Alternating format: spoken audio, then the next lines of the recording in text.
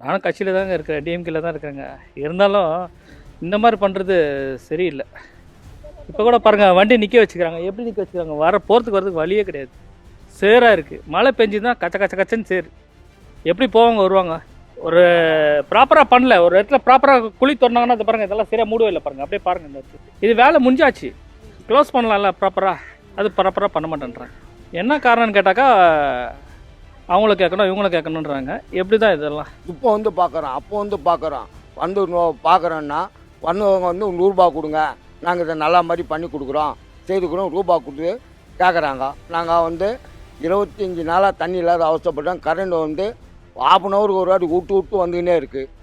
முதல் தொகுதி இந்த கூட எங்களுக்கு வந்து இங்கே நிம்மதின்ற ஒரு வாழ்க்கையே போச்சுங்க. படிக்கிற பசங்கள்லேருந்து எல்லாமே நைட்டு தூக்கமே கிடையாது, கரண்ட்டும் கிடையாதுங்க.